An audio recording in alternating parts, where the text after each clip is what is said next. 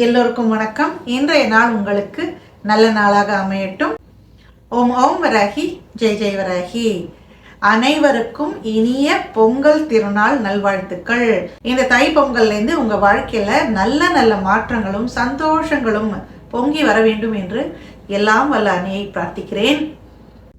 இந்த அருமையான பொங்கல் திருநாள் அன்று உங்கள்கிட்ட ஒரு சின்ன விஷயத்தை ஷேர் பண்ணிக்கலான் இருக்கேன். வாழ்க்கையில் பல நாளாக வராகியை வழிபடுறோம், அவளது அருட்கடாட்சம் எங்களுக்கு வரா மாதிரி தெரியவே மாட்டேங்கிறது. பல பல பிரச்சனைகள் வாழ்க்கையில் இருக்குது. இந்த தடைகள் நீங்கள் என்ன செய்யலாம் அப்படின்னு நீங்கள் நினச்சிங்கன்னா உங்களுக்கான உபாயங்களை எனக்கு தெரிஞ்ச வரைக்கும் நான் சொல்கிறேன். இது உங்களுக்கு உபயோகமாக இருக்கும்னு நினைக்கிறேன். ஸ்கிப் பண்ணாமல் வீடியோ பாருங்கள். இந்த மாதிரி காணொலிகள் உங்களுக்கு பிடிச்சிருந்தா நம்ம சேனலுக்கு சப்ஸ்கிரைப் பண்ணுங்கள். வராகி வழின்னு ஒரு வாட்ஸ்அப் குரூப் இருக்குது. விருப்பம் இருந்தால் அதிலும் நீங்கள் இணையலாம். கமெண்ட் கீழே கொடுத்துருக்கேன் பாருங்க. வாங்க வீடியோக்குள்ள போலாம். வராகி என்பவள் தாய் உள்ளம் கொண்டவள். அம்பாள் தன் பக்தர்களை ரொம்ப காப்பாத்துவா, ரொம்ப நல்லா பாதுகாப்பா நமக்கு தெரியும். ஆனா அந்த அருள் நம்ம கிட்ட வராம இருப்பதற்கு ஏதாவது காரணம் இருக்கிறதா? சென்னை மவுண்ட் ரோடு உங்க எல்லாருக்குமே தெரியும். இந்த மவுண்ட் ரோட்ல நம்ம போயிட்டு இருக்கோம்னு வச்சுக்கோங்களேன், எல்லாமே கரெக்டா டிராஃபிக்கை ஃபாலோ பண்ணி போயிட்டே இருக்கிற வரைக்கும் ஒரு பிரச்சனையும் இல்லை. ஆனால் ஒரு 4-5 வண்டி தாறுமாறாக வந்து குறுக்கு மறுக்க நிறுத்தினாங்கன்னு வச்சுக்கோங்களேன், அந்த எல்லா டிராஃபிக்கும் பிளாக் ஆகிடும் இல்லையா? இதே மாதிரி தான் நம்ம மனசுக்குள்ள பலவிதமான விஷயங்கள் ஒன்னோடு ஒன்று போட்டி போட்டு கொண்டு இருக்கும் பொழுது ஒரே டிராஃபிக் ஜாம் ஆகிடும் உள்ளுக்குள்ள. சரியா? அப்போ அந்த திருவருளின் கடாட்சம் நம்மளை வந்து சேர்றதுக்கு தாமதமாகும். என்ன மாதிரி விஷயங்கள் நம்ம மனசுக்குள்ள இந்த மாதிரி டிராஃபிக் ஜாம் பண்ணுதுன்னு நீங்கள் கேட்டிங்கன்னா, ஒன்று, நம்பிக்கை இல்லாமல் இருப்பது. வாழ்க்கையில் நமக்கு நடந்த கசப்பான விஷயங்களை நினச்சி பின்னாடி வரக்கூடிய வருங்காலத்தை பற்றிய ஒரு தவறான ஒரு புரிதல். எனக்கு வந்து நல்லதே நடக்காது, நான் அதிர்ஷ்டமே இல்லாதவன், எனக்கு வந்து இப்படிதான் கடவுள் தலையில் எழுதிட்டாரு, இதுக்கு மேலே எதுவுமே நடக்காது, அந்த மாதிரியான எதிர்மறையான எண்ணங்கள். ரெண்டாவது, ரொம்ப முக்கியமானது பயம். வாழ்க்கையோட கடந்த காலத்தில் பல விஷயங்களை பார்த்துருப்போம் இல்லையா, அது நமக்குள்ள ஒரு பயத்தை ஏற்படுத்திடும். ஸோ வருங்காலத்தை பற்றின பெரிய பயம் வந்து இந்த நிகழ்காலத்தையே சாப்பிட்டு விடும். பயம் மேலோங்கி இருக்கும் பொழுது அதுவும் டிராஃபிக் ஜாம் பண்ணிடும். உள்ள வரக்கூடிய தெய்வத்தின் அருளை நம்மக்கிட்ட வரவிடாமல் தடுத்து விடும். மூணாவது, பொறுமை இல்லாமல் இருப்பது. பாபா ரொம்ப அழகாக சொல்லியிருக்காரு, ஸ்ரத்தா சபூரி. 2 விஷயம் தேவை, நம்பிக்கை, பொறுமை. எல்லாத்துக்கும் அவசரப்படுறது, அதாவது இது உடனே உடனே உடனே நடக்கணும்னு நினைக்கிறது. இன்னொன்று தெய்வ நிந்தனை, கடவுளை வந்து குறை சொல்றது. நீ வந்து உனக்கு ஒன்றுமே பண்ண மாட்டேங்கிற, உனக்கு கண்ணே இல்லையா, உனக்கு காதே கேட்காதா, நீ எனக்கு ஒன்றும் பண்ண மாட்டேங்கிற. இது எல்லாம் என்ன பண்ணும்னா வரக்கூடிய அருளை தடுத்து நிறுத்திவிடும். எப்படி தடுத்து நிறுத்தும்? இனிமேல் ஒரு கேள்வி இருக்கும் இல்லையா? ஒரு குட்டி கதை உங்களுக்கு சொல்றேன். ஒரு வயசானவர் என்ன பண்றாருன்னா, ஒரு கோவில் வாசல்ல இருக்கிற மரத்தடியில் பிச்சை எடுத்துட்டு இருக்காரு.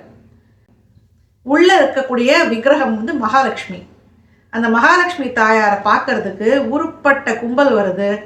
எல்லாம் கார்ல வராங்க, பட்டாடை உடித்து கொண்டு வருகிறார்கள், நல்ல செல்வந்தர்களாக இருக்கிறார்கள். அந்த மாதிரி எல்லாரையும் இவர் பார்க்குறாரு வாசல்ல உட்காந்து. இவர் மனசு ரொம்ப கஷ்டப்படுறது. எல்லாரும் நல்லா இருக்காங்க, என்னை மட்டும் ஏன் இப்படி வச்ச, எனக்கு மட்டும் ஏன் நீ வந்து உன் கண்ணை திறந்து பார்க்க மாட்டேங்கிற, உன் கோயில் வாசல்லே சதாசிவ காலமும் உட்காந்துட்டுருக்கேன், எனக்கு ஏன் நீ தரமாட்டேங்கிற அப்படின்னு சொல்லி சுவாமி கிட்ட அழுதுண்டே இருக்கார். அம்பாளுக்கு ரொம்ப பாவமாயிடுறது, இவனுக்கு எதாவது பண்ணலாமே இந்த குழந்தைக்கு அப்படின்னு சொல்லி அம்பாள் என்ன பண்ணுறா, ஒரு சாதாரண ஒரு பெண் மாதிரி ரூபத்தில் நேர வந்து கையில் ஒரு மூட்டை வச்சுருக்கா.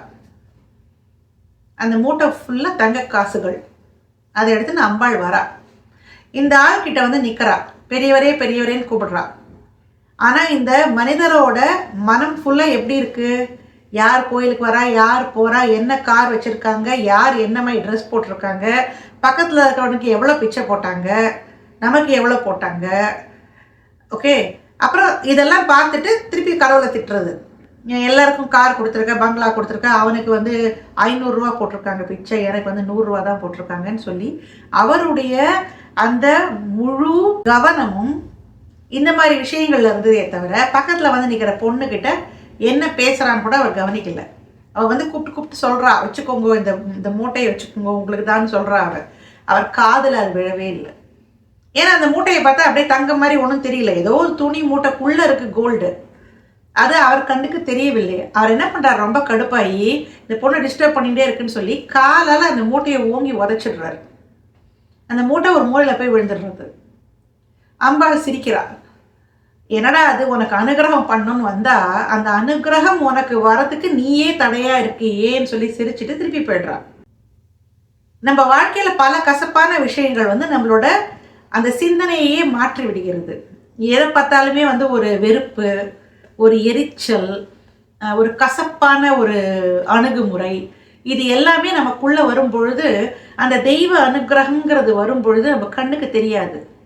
மூடின கதவை பார்த்துட்டே இருப்போம், அந்த பக்கம் ஒரு கதவை திறந்து விட்டுருக்கா அம்பாளுங்கிறது நமக்கு தெரியாது. இல்லை என்ன நம்ம புரிஞ்சுக்கணும்னா, இந்த மாதிரியான உணர்வுகள் லோ வைப்ரேஷன் அப்படின்னு சொல்லுவாங்க, கீழ்நிலையில் இருக்கக்கூடிய அதிர்வுகள். கடவுளுங்கிறது மேல் நிலையில் இருக்கக்கூடிய எனர்ஜி, அந்த சக்தி, ஆற்றல். தெய்வம்ங்கிறது வெளிச்சம்னா இந்த மாதிரியான சிந்தனைகள் எல்லாமே இருட்டு. இப்போ இதுலேருந்து நம்ம எப்படி வெளியே வருது? இந்த மவுண்ட் ரோட பிளாக் பண்ணியிருக்கிற டிராஃபிக்கை எந்த போலீஸ்காரர் கிளியர் பண்ண போறாருன்னா, அதுக்கு பேர் தான் நன்றி. நன்றிங்கிற அந்த ஒரு உணர்வு இந்த எல்லாத்தையும் அப்படியே தகர்த்து எரிந்துவிடும். உங்க மனசு திருப்பி அந்த இறை அருளுக்கு தேவையான அந்த வெற்றிடத்தை அது உங்களுக்கு கொடுத்து விடும். தெய்வத்துக்கிட்ட போய் உக்காந்து, அம்மா வராகி, இன்னைக்கு என்ன நல்லபடியா நீ பார்த்துட்டியேம்மா, உன்னை நினைக்கக்கூடிய அந்த மனதை கொடுத்திருக்கிறாய், எனக்கு உண்ண உணவை கொடுத்திருக்கிறாய், உடுக்க உடையை கொடுத்திருக்கிறாய், உங்களுக்கு என்ன இருக்கோ, கடவுள் என்ன கொடுத்திருக்காரோ அதை சொல்லி அந்த கடவுள்கிட்ட நன்றி சொல்லுங்கள். இந்த பொங்கல் திருநாள் அன்னைக்கு இதை நான் ஏன் சொல்கிறேன்னா, அழகாக வீடெல்லாம் க்ளீன் பண்ணி கோலம் போட்டு புது பானை வச்சு கரும்பெல்லாம் வச்சு நம்ம என்ன பண்ணுறோம், அந்த சூரிய பகவானுக்கு நன்றி சொல்கிறோம். நம்ம நன்றி சொல்லணும்னு அவர் எதிர்பார்க்கலை. பட் அப்படி நன்றி சொல்லும் பொழுது இந்த பிரபஞ்சத்தில் எத்தனையோ கோள்கள் இருக்குது, அந்த கோள்கள்லாம் எப்படி இருக்குது, ஐஸ் ஆயிடுச்சு எல்லாம். ஏன்னா அங்கே சூரியன் கிடையாது. உயிரை தக்க வைத்து கொள்ளக்கூடிய ஒரு இடமாக நம்மளோட இந்த பூமி இருப்பதற்கு முக்கியமான காரணம் சூரியன். அதனால அந்த சூரியனுக்கு நன்றி சொல்றோம். அப்படி நன்றி சொல்லும் பொழுதுதான் நம்மளோட மற்ற பிரச்சனைகள்லாம் சின்னதாக தெரியும். பூமி தாய் இல்லைன்னா, அந்த சூரியனோட வெப்பம் இல்லைன்னா நம்ம இங்கே இருக்கவே முடியாது, எந்த உயிரினமுமே வாழ முடியாது இல்லையா? அதனால சூரியனுக்கு நன்றி சொல்றோம்.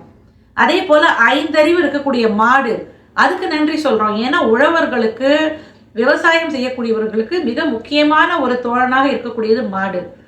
அதுக்கு அதனால அழகாக நன்றி சொல்லி மாட்டு பொங்கல் இன்னைக்கு பொங்கல் கொடுக்குறோம்.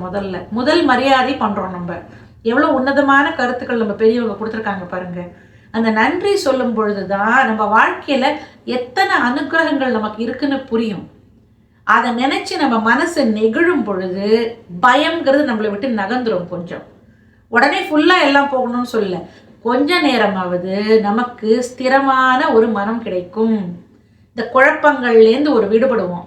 எத்தனை பிரச்சனை இருந்தாலும் இந்த பொங்கல் வர அன்னைக்கு எல்லாரும் ஜாலியாக இருக்கும்ல, எல்லா பிரச்சனையும் கொஞ்ச நேரம் தள்ளி வச்சுட்டு எல்லாரும் ஜாலியாக இருக்கும். அந்த மாதிரி சுவாமி கிட்ட உட்கார்ந்து தினம் பிரார்த்தனைகள் சொல்லி நம்மளோட பெரிய லிஸ்ட் வச்சுருப்போம். நம்ம என்னென்ன பிரார்த்தனைகள் இருக்குது, இது இல்லை அது இல்லை, இது பிரச்சனை அது பிரச்சனை, அது இயற்கை தானே. கடலில் எப்படி அலை ஓயாதோ அந்த மாதிரி மனிதர்கள் உயிரோடு இருக்கும் வரைக்கும் ஏதாவது ஒரு பிரச்சனை இருந்துகிட்டே இருக்கும், ஏதாவது ஒரு வேண்டுதல் இருந்துகிட்டே இருக்கும். அம்மாவை கேட்காம நம்ம வேறு யாரை கேட்க போகிறோம்? கேட்கறதுல ஒரு தவறுமே கிடையாது. அதை கேட்கறதுக்கு முன்னாடி இதுவரைக்கும் அவள் கொடுத்திருக்கக்கூடிய அந்த அனுகிரகத்திற்கு கைகூப்பி நன்றி சொல்ல பழகிக்கொள்வோம். இந்த நன்றியை நீங்கள் சொல்லும் பொழுது மனசில் இருக்கக்கூடிய கவலைகள் நகர்ந்து போகும். நமக்குள்ளேயே ஒரு தன்னம்பிக்கை வரும். அம்பாள் இருக்கா, நமக்கு இவ்வளோலாம் கொடுத்துருக்கான்னு நினைக்கும் பொழுது அந்த பயம் தானாக கொஞ்சம் தள்ளி போய் நிற்கும். கவலைகள் கொஞ்சம் தள்ளி போய் நிற்கும். கல்லுக்குள்ளே இருக்கக்கூடிய தேரைக்கு கூட அந்த சிவன் படி அளக்கிறாராம். அந்த சிவனோடு சக்தியாக இருக்கக்கூடிய வராகி நம்ம வாழ்க்கைக்கு நல்ல அனுகிரகம் கொடுக்காமலா போயிடுவாவ? அந்த வாயில்லாத ஜீவனுக்கே எல்லாம் கொடுக்கக்கூடிய அம்பாள் வாய் விட்டு கேட்கக்கூடிய நமக்கு கொடுக்காம இருப்பாளா? இப்போ நம்ம வீட்டில் தலைமகளாக இருக்கிறது நம்மளோட அம்மா தான் இல்லையா? எல்லாருக்கும் அம்மானாலே ஸ்பெஷல். தனக்கு இருக்கோ இல்லையோ தன் குழந்தைகளுக்காக எல்லாத்தையும் பார்த்து பார்த்து அம்மா செய்வா. அப்படி நமக்கு பார்த்து பார்த்து செய்யக்கூடிய அம்மாவை நம்ம நிறைய குறை சொல்லுவோம். நன்றி சொல்லுவோமாங்கிறது ஒரு கேள்விக்குறியான விஷயம்தான் இல்லையா? ஏன்னா அம்மா எது பண்ணாலுமே நமக்கு அது ஒரு சாதாரண விஷயமா இருக்கும். என்ன நீ ரசம் சாதம் பண்ணியிருக்க, நான் உன்னை அது கேட்டேன், பிரியாணி கேட்டேன், நீ இது பண்ணியிருக்க, நான் உன்னை பன்னீர் பட்டர் மசாலா கேட்டேன், ஆனால் நீ ஏதோ ஒரு குழம்பு வச்சுருக்க, உனக்கு ஒன்றுமே தெரியல, அப்படிதான் நம்ம சொல்கிறது வழக்கமாக இருக்கும் இல்லையா? நம்ம அம்மா கிட்ட போய் அவளை கட்டி தழுவி, அம்மா இவ்வளோ அழகாக என்னை நீ பார்த்துக்கிறியே, ரொம்ப நன்றின்னு சொல்லி பாருங்களேன், அப்படியே உச்சி குளிர்ந்து போயிடுவா. அடுத்த நாள் நம்ம கேட்குறோமோ இல்லையோ, நமக்கு என்னெல்லாம் பிடிக்குமோ பார்த்து பார்த்து பார்த்து பண்ணுவா. ஆஹா, நம்ம குழந்தை நம்ம மேலே இவ்வளோ பாசம் கட்டுறது, நமக்கு ஒரு தேங்க்யூ சொல்லிடுது அப்படிங்கிற அந்த பாசம், ஒரு பங்காக இருக்கிற பாசம் 10 மடங்காக மாறிவிடும். நன்றி சொல்லலைன்னா அம்மா நமக்கு சாப்பாடு போடாமல் இருக்க போகிறது இல்லை, நம்மளோட தேவைகளை பூர்த்தி செய்யாமல் இருக்க போகிறது இல்லை. ஆனால் நன்றி சொல்லும் பொழுது இன்னும் குதூகலமாக நமக்காக எல்லாத்தையுமே அம்மா செய்வா. அதை விட இன்னும் பாசம் வைக்கக்கூடிய அம்மா தான் இந்த வராகி. இவ பேரன்பும் பெரும் கோபமும் கொண்டவள். இந்த பேரன்புனா தாய்மைக்கு இலக்கணம் வராகி தான். அவளை விட பக்தர்களை ரட்சிக்கிறதுக்கு வேற ஒரு தெய்வத்தை சொல்லவே முடியாது. ஈடு இணை இல்லாதவள் அவள். ஓகே, அதனாலதான் அவளுக்கு ஜெகதம்பான்னு ஒரு பேர் இருக்கு. இந்த ஜெகத்துக்கே அம்மாவாம், தாயாம். அவளுக்கு பூமி தாயின்னு ஒரு பெயரும் இருக்கு, இந்த பூமாதேவி அப்படின்னு அவளை சொல்லுவாங்க. அப்படிப்பட்ட வராகி நீங்க அவகிட்ட உட்காந்து, அவள் அம்மா எனக்கு இவ்வளோலாம் பண்ணியிருக்கியே, நான் இப்படிதான் உனக்கு நன்றி சொல்ல போறேனோ தெரியலையேன்னு நீங்க உள்ளம் உருகி அவள்கிட்ட சொல்லும் பொழுது அப்படியே பாகா உருகிடுவா. ஓடி ஓடி உங்களுக்கு அனுகிரகத்தை மடை திறந்த வெள்ளம் போல அள்ளி அள்ளி கொடுப்பா. அதனால இந்த பொங்கல் திருநாள்லேருந்து தினம் நீங்கள் பிரார்த்தனை பண்ணும் பொழுது முதல்ல அம்பாள்கிட்ட கை கூப்பி அவள் உங்கள் வாழ்க்கையில் கொடுத்த ஏதோ ஒரு விஷயத்துக்காக அவளுக்கு நன்றி சொல்லுங்க. அதுக்கப்புறமா அம்பாள்கிட்ட என்ன பிரார்த்தனை வேணா வையுங்க. நமக்கு வராகி என்ற மாபெரும் சக்தி இருக்கு, அதுக்கிட்ட நம்ம அடைக்கலம் வாங்கிட்டோம்னு நம்ம மனசுல உறுதியா நம்ம நினைச்சோம்னா, நம்ம ஓடி ஓடி போகாம பிரச்சனையிலேருந்து காலை ஊனி அந்த பிரச்சனையை திரும்பி பார்ப்போம். எது இருந்தாலும் வராகி என் பின் இருக்கிறாள், என்னால் சந்திக்க முடியும் என்ற மன உறுதியோடு ஒரு நாளையும் எடுத்துக்கொண்டு சென்றால் நம் வாழ்க்கை மிக சிறப்பாக இருக்கும். இந்த காணொளி உங்களுக்கு உபயோகமானதா இருக்கும்னு நினைக்கிறேன். இந்த மாதிரி காணொளிகள் உங்களுக்கு பிடிச்சிருந்தா உங்க ஒற்றார் உறவினருக்கு ஷேர் பண்ணுங்க. இந்த வீடியோவுக்கு ஒரு லைக் கொடுத்துருங்க. அதுக்கப்புறமா நம்மளோட சேனலுக்கு கண்டிப்பாக சப்ஸ்கிரைப் பண்ணுங்க. வராகி வழிங்கிற வாட்ஸ்அப் குரூப் இருக்குது. அதில் வராகி மேலே ரொம்ப பிரியமாக இருக்கக்கூடிய பல அன்பர்கள் இருக்கிறார்கள். உங்களுக்கு விருப்பம் இருந்தால் நீங்களும் இணையலாம். அதுக்கான லிங்கை கமெண்ட்டில் கொடுக்குறேன், கண்டிப்பாக ஜாயின் பண்ணுங்க. வராகியோட அனுகிரகத்தை உங்கள் வாழ்க்கையில் நீங்கள் உணர்ந்திருந்தால் ஓம் கருணா சாகரி வாராகி அப்படிங்கிற கமெண்ட் போடுங்க. இந்த வராகி வழியில் இணைந்தே பயணிப்போம். இன்னொரு நல்ல காணொளியில் கூடிய சீக்கிரம் சந்திப்போம். நன்றி. ஓம் வராகி, ஜெய் வராகி.